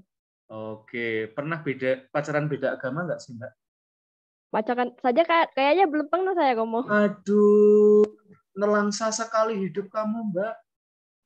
Saya aja yang Romo pernah loh. Enggak. Bohong banget Romonya. Tapi kamu open banget ya Mbak? Iya, tergantung orangnya juga sih. Kalau emang pada dasarnya mereka saling mencintai ya kenapa enggak gitu Romo.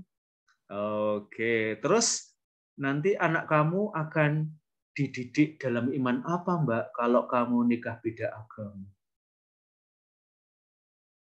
Piye kuwi?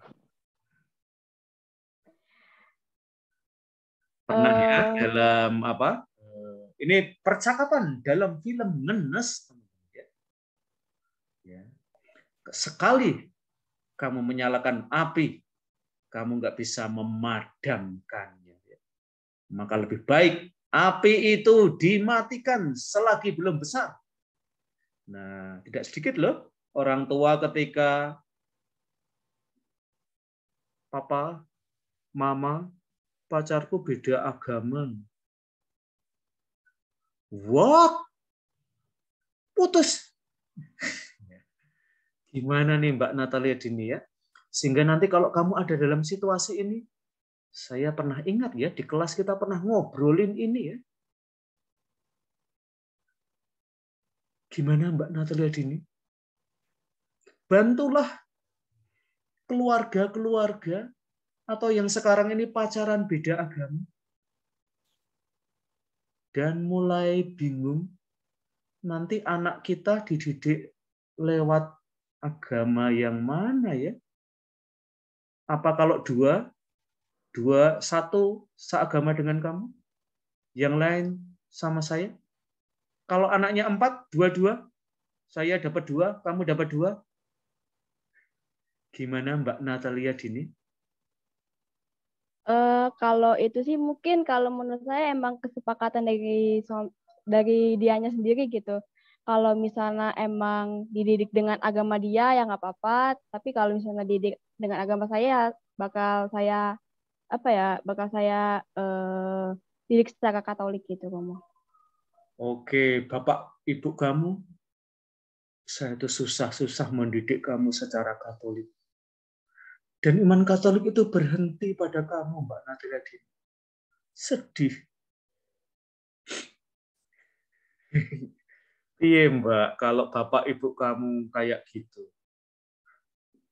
Bagaimana kamu mempertanggungjawabkan?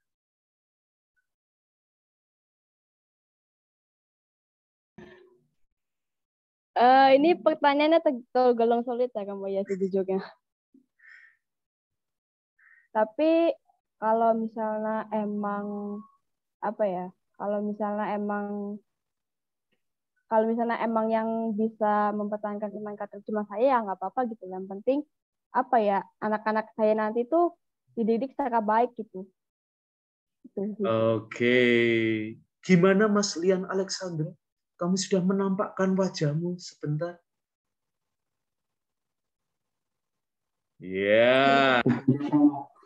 Ya. Kamu sendiri pernah pacaran sama yang non-Katolik belum sih, Lian?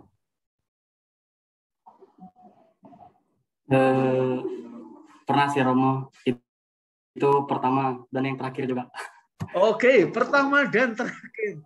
Mengapa pertama dan terakhir? Nyesel. Memang kayaknya lagi belum dapat aja Romo. Oke. Gampang nggak sih pacaran beda agama itu? Atau beda gereja lah sekarang-sekarang. Kamu dulu beda agama atau beda gereja? Beda agama. Oke, beda agama. Tapi udah lama sih itu Romo. Itu iya, udah lama sekali Romo. Oke, ada kerumitan nggak sih kalau pacaran beda agama atau beda gereja itu?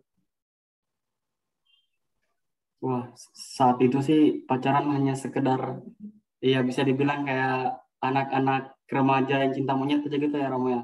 Jadi nggak paham tuh. Ini iya, ini menarik ya, monyet aja dicintai ya.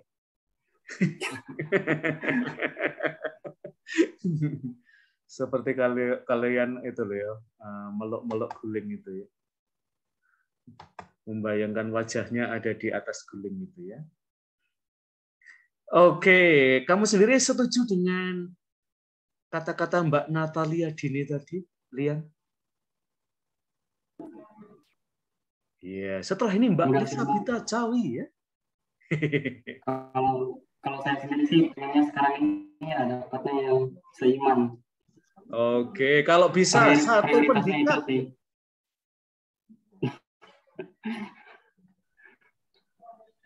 Oke, seiman.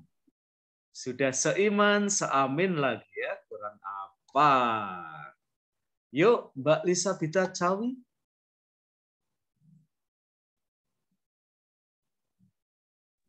Iya, Romo. Oke, pernah pacaran beda agama atau beda gereja, Mbak Elisabita Cawi? Enggak pernah, Romo. Oke, sudah pernah pacaran tapi? Saya belum pernah pacaran, Romo. Waduh, ya ternyata masih banyak yang free ya. Mbok ditulisi ya. Open for relationship ya. Oke, tapi kalau kamu dihadapkan pada persoalan saya tanyakan dengan Mbak Dini sama Lian, Mbak Elisabita punya pendapat apa sih, Mbak? Kalau saya sih kalau bisa yang seagama aja, Romo. Soalnya kalau yang beda agama tuh susah sih pastinya. Oke, susahnya di mana sih Mbak Elisabita? Pertama pasti di keluarga pasti nggak bakal ngizinin ya, Romo. Terus kayak ya susah nanti kalau misalnya sudah berumah tangga tuh mungkin bakal susah gitu loh, Romo. Soalnya kan ada dua perbedaan keyakinan gitu. Oke, Mas Lindung, Mas Yehuda, Mas Nerioseto, Mas Lian, ini Mbak Elisabita Cawi nyari yang seiman, guys. Kesempatan loh. Ya, sudah membuka hatinya ya. Kalian menang satu langkah, teman-teman. Sudah seiman, sekampus lagi ya, seangkatan. Waduh, ini sudah wah, ini kalian sudah menang berapa langkah ini ya? Tinggal nanti pertanyaannya Mbak Elisabita Cawi, gelem pora karo kowe ya? Mau nggak sama kalian? Oke, Mbak Elisabita Cawi ya. Sekarang Mbak Lidwina sama siapa nih? Ya, Mbak Lidwina sama Mbak V siapa ya? 009. Mbak Valen. Yuk, Mbak Valen, tidak usah histeris, Mbak. Nanti seperti sesuatu terjadi di ruang Zoom ini ya. Ya, Romo. Oke, gimana Mbak Valen pendapatmu terhadap teman-teman kamu kok kelihatannya bingung semua ya? Oh iya, pendapat saya atas Ariel dia Mbak.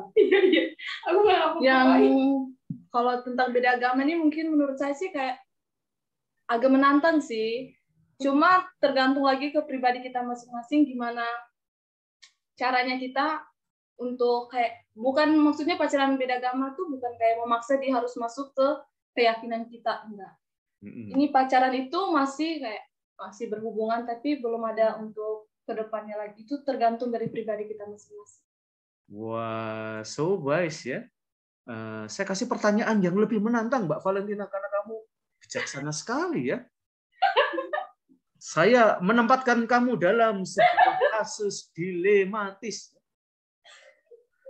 Kalau pacarmu beda gereja, bahkan beda agama, dan orang tua kamu memberikan pilihan. Kamu pilih bapak dan ibu atau pilih pacar? Siapa yang ingin kamu menangkan, Mbak Valentina? Kalau saya sendiri sih mungkin kayak pasti saya ikut orang tua. Ikut orang tua. Karena pendidikan pertama itu kan dari keluarga.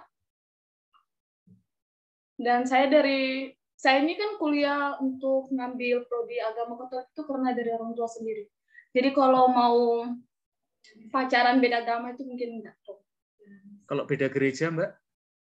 Beda gereja, aduh, kayak menantang juga sih. Ya, cowok-cowok dari gereja sebelah HKBP cakep-cakep loh. Pada enggak ada Romo, enggak. Oke, nanti saya record ya, saya kirim ke orang tua kamu. Mbak Valen. Mbak Sisilia kok senyum-senyum aja? Ada pendapat, Mbak? Nggak ada, Mau. Ya, yang kamu akan menangkan siapa sih, Mbak? Kalau cowok yang mencintai kamu atau orang tuamu yang mencintai kamu sejak kecil? Kalau ada dalam dilema itu, kira-kira Mbak Sisilia memenangkan yang mana ya? Tetap pilih orang tua sih, Romo. Mengapa? Takut tidak dianggap sebagai anak lagi? Nah, ini kadang-kadang jadi kata-kata orang tua ya. Kalau kamu nikah melawan bapak dan ibu, lebih baik kamu keluar dari rumah ini ya.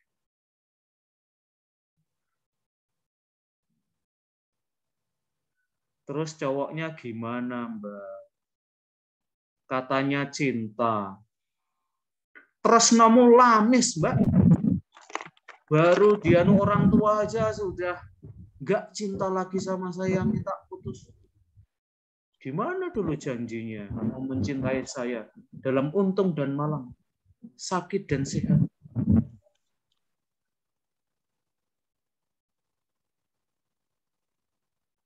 Tapi nggak perlu nangis dulu sih, Mbak. Ya, ini kan baru studi kasus ya. Ini belum kasus yang senyatanya ya. Kasus senyatanya lebih rumit, Mbak Sisilia ya. Ini untuk latihan saja ya. Nanti kalau dapat kasus yang sungguhan kalian tidak mulai dari nol ya, Mbak Sisilia ya. Yang penting tetap bisa tidur dapat ya. Yang lumayan rumit ya, Mo. Oke, lumayan rumit. Perlu retret dulu untuk mengambil keputusan. Iya nih, mengambil keputusan antara mengikhlaskan atau menarik. Iya. Kalau cowoknya kawin lari aja. Cowoknya calon Romo ya, Mo. Anak seminaris. Wah. Ini ancaman ya, Albertus God ya. Calon Romo, calon bruder, frater ya. Wah, ternyata diminati ya. Oke, Mbak Sisilia ya. Meskipun kasusnya rumit ya, tetap happy ya Mbak Sisilia ya. Ini studi kasus kok ya. Nah, mari kita lupakan sejenak ya kerumitan sakramen perkawinan ya, teman-teman. Penerusan iman itu mewujud pertama dan terutama dalam sakramen pembaptisan. Dan ini yang dialami oleh banyak keluarga. Mereka ditempatkan dalam lingkungan baru di dalam gereja ya. Nah, nanti terutama buat kalian yang akan menyiapkan katekumen ya. Itu silahkan pengalaman masuk dalam kebersamaan dengan gereja ya. Sehingga ketika mereka sudah dibaptis jangan ditinggal ya, tapi tetap ditemani ya. Nanti teman-teman detail-detailnya kalian bisa baca dari teks ya. Di dalam sakramen baptis itu ada struktur inkarnatifnya ya. Ketika ada tindakan dalam liturgi yaitu mencelupkan atau mencelupkan ke dalam air atau mengguyur ya dahi anak itu dengan air yang sudah disucikan. Ini mengingatkan kita pada Yesus sendiri ya, yang masuk ke dalam dunia ya. Maka kita melihat ya ternyata simbol-simbol itu terhubung satu sama lain ya, dan membaharui diri kita secara radikal ya dengan masuk ke dalam dunia. Dan diharapkan kita yang menerima pembaptisan juga mengalami itu ya, hidup kita dibaharui ya. Nah, kita ganti pertanyaan ya guys ya. Pertanyaannya tidak lebih simpel daripada pertanyaan sebelumnya ya. Yaitu kalau ada orang yang bertanya kepada kalian, sebaiknya anak itu milih imannya sendiri, nggak dipilihkan. Gimana itu Mbak Litwina?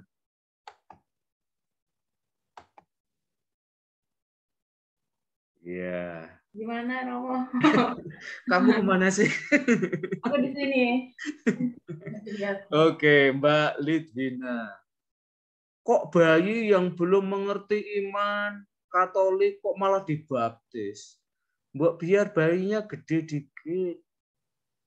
Nanti sudah punya pengalaman dengan gereja Katolik baru dibaptis.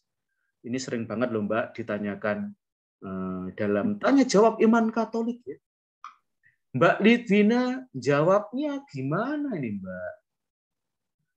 Kalau yang saya tahu Romo, kalau kedua orang itu udah janji buat nikah di Katolik, anaknya harus ikut Katolik juga.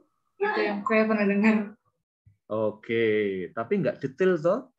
Dibaptis bayi atau dibaptis dewasa? Dibaptis bayi. Dibaptis bayi. Kalau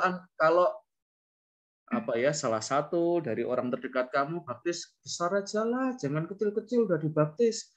Nanti anaknya nggak tahu ya artinya dibaptis ya. Memang namanya Elizabeth, memang namanya Natalia, memang Nerius, memang Albertus, memang Litwina, Valentina, Gregorius, Susana, tapi bahkan Avelina. Tapi anaknya nggak ngerti itu waktu gede ya. Tapi yang saya pernah dengar, Romo, ada tipe orang tua yang kayak ngebiarin anaknya dulu belajar Katolik, nanti umur 17 dia yang pilih sendiri gitu. Itu saya juga pernah dengar. Kamu setuju nggak dengan itu? Nah, belum kepikiran. Meskipun belum ditanya sudah menggelengkan kepala ya. Belum kepikiran. Oke ya. Memang yang dipikirkan adalah memilih jodoh dulu Mbak Litwina ya. Setelah itu baru mikir membaptiskan anak ya. Iya. Ya, tapi bolehlah kita ngobrol gitu ya. Gimana Albertus, kamu kok menggeleng-gelengkan kepalanya ya? Kamu tidak keturunan India toh? Bukan Romo. Menurut saya baptis bayi itu penting dan saya juga baptis bayi. menurut saya iman atau warisan iman orang tua itu yang sudah diucapkan dalam janji pernikahan di hadapan Tuhan itu harus diwujudkan ke generasi mereka, terlebih khusus anak-anak mereka. Dan contohnya juga begini, anak bayi itu dia belum tahu apa-apa, Nah, sebagai tanda supaya anak ini dijaga, sebagai tanda ucapan syukur orang tua itu sebagai tanda ucapan syukur orang tua kepada Tuhan ini, orang tua menyerahkan anak ini kepada Tuhan dan masuk ke dalam komunitas gereja. Dan menurut saya untuk orang bilang bahwa anak ini bisa memilih agama sendiri nanti setelah dia dewasa, menurut saya itu kurang jelas, karena salah satu dari tugas orang tua adalah mewariskan iman kekatolikannya kepada anak. Terima kasih. Oke ya, jadi nanti akan ada sebenarnya juga nanti aliran tertentu ya di dalam gereja yang lahir dari sikap indiferentisme ya. Jadi orang tua sekarang itu mungkin sebagian ya punya persoalan dengan komitmen ya. Jadi komitmen untuk mewariskan iman itu ternyata berat juga ya. Waktu nikah kayaknya oke ya, tapi setelah itu tak pikir-pikir lagi ya. Nah, karena Mas Lindung sudah raise hand ya, Mas Lindung mau berpendapat apa? By the way, anak kecil itu siapa toh, Mas Lindung? Ini di pastoran. Oh alah. Ya, artinya lah Timo. Ya. Suara saya terdengar jelas. Terdengar jelas. Mbak Evi Pasuruan bagus ya. Iya, jadi kalau saya kan dulu pernah jadi kayak gimana? Ngalamun sih kayak pernah muncul pertanyaan itu gitu loh. Kayak misal besok punya anak terus dibilangin sama tetangga kok anaknya dibaptis sih, kayak berarti kayak egois sama ini loh. Kan biar anaknya itu memilih sendiri gitu. Nah, kalau menurut Lindung sih kan juga salah satunya baptis itu juga bukan syarat ya kayak ya syarat kita menjadi pengikut Kristus gitu ya. Nah, terus kemudian waktu dewasa kan jadi setelah baptis, nah gimana cara orang tua itu mendidik anaknya untuk tetap ikut jalan Kristus gitu mau. Jadi nanti kalau semisal anaknya udah dewasa gitu kan juga yang namanya manusia kan diberi kebebasan untuk memilih ya mau. Jadi ya terserah mau milih yang tetap ikut jalan Kristus apa pindah kiblat gitu.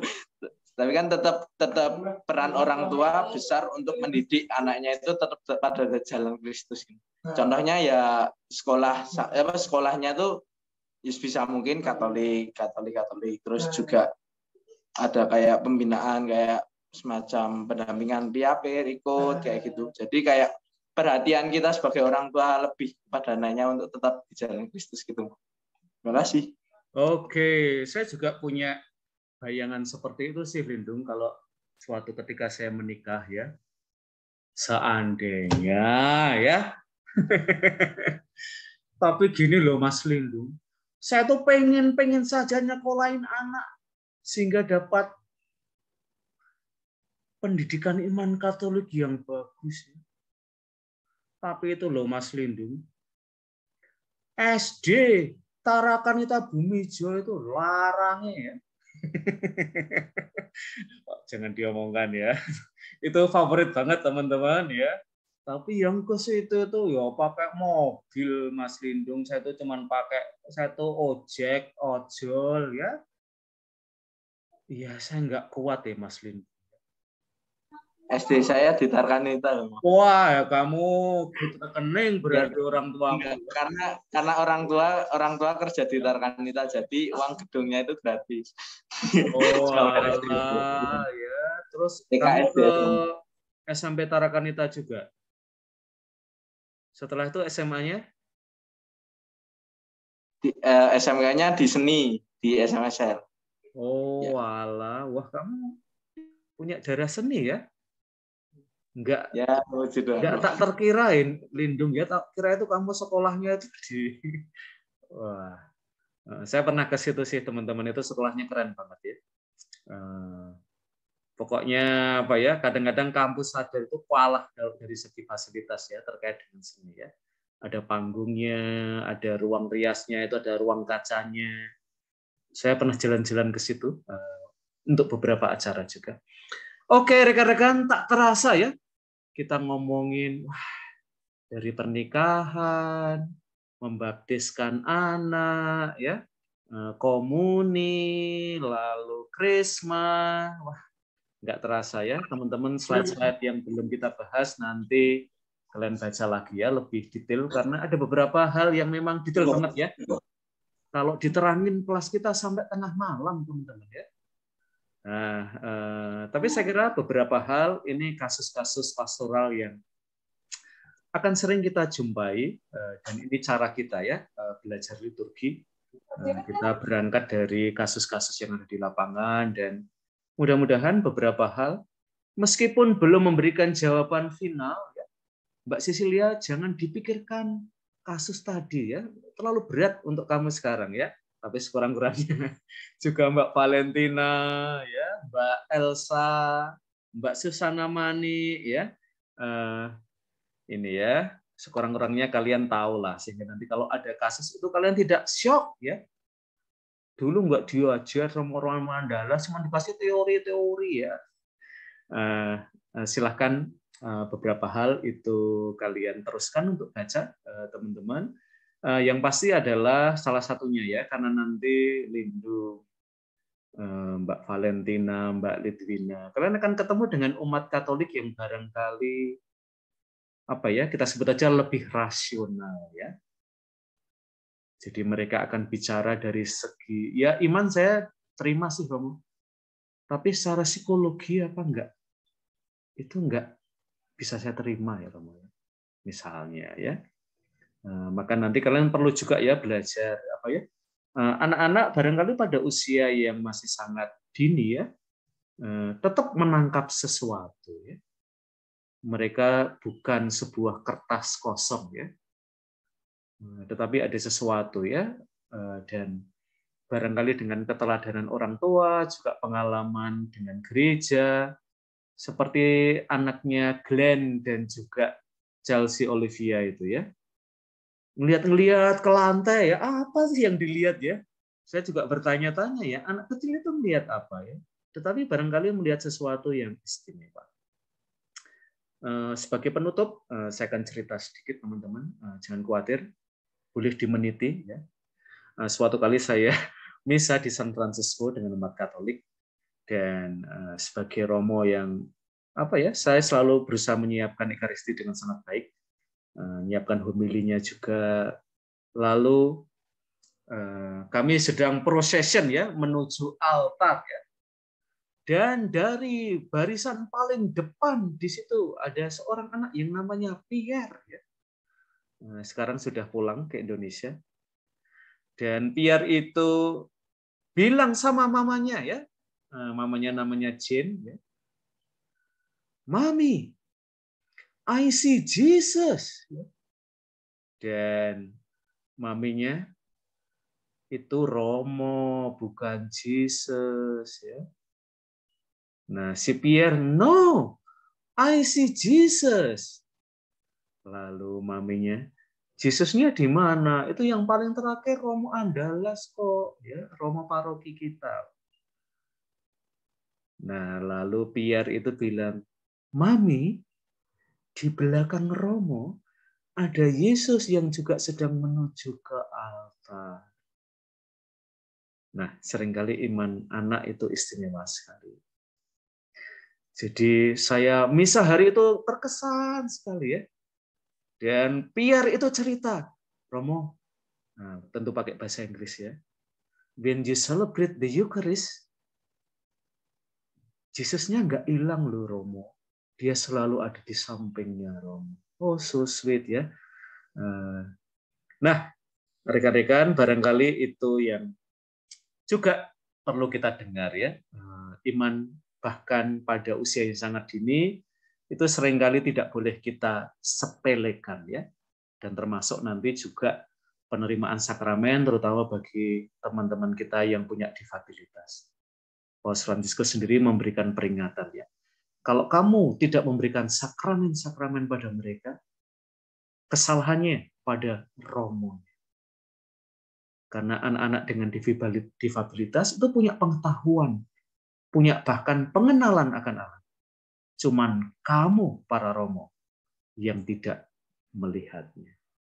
So you need to learn, ya, terutama di dalam kaum difabel, bahwa Allah juga bekerja, Allah juga menjumpai, dan mereka pantas untuk menerima baik sakramen baptis, sakramen ekaristi, krisma, dan yang lain-lain. Ya, itu yang sekarang ini di Kuspan Agung Semarang mulai dipromosikan ya, penerimaan sakramen-sakramen untuk teman-teman difabel. Oke guys, it's time to say goodbye ya. Conte partiro ya. Saya pergi, tapi nggak sendirian, karena bareng kalian ya. Karena kalau cuman aku dan kamu nggak seru, aku dan kamu perlu jadi kita, dan siapa tahu aku dan kamu bisa menjadi pasangan hidup ya. Kamu dan teman kamu di layar-layar ini ya. Romo Andalas nyerah aja ya. No chance ya, tidak ada kesempatan lagi. Oke guys, selamat melanjutkan aktivitas dan terima kasih semuanya. Terima kasih Romo. Oke. Terima kasih Romo. Terima kasih Romo. Sama-sama. Mbak Lisa Pita Cawi, saya senang banget dengan bandu kami. Terima kasih Romo. Salam sehat, Mo. Terima kasih Romo. Sama-sama ya guys. Terima kasih protokol Romo. kesehatan. Romo jangan lupa makan. Sama-sama. Terima kasih. Romo jangan lupa makan ya. Iya. Itu bisa saya lupakan kok Mbak Valentina. Yang penting saya dan kamu bersatu. Aduh, asik. Astaga Romo. Oke, terima kasih semua.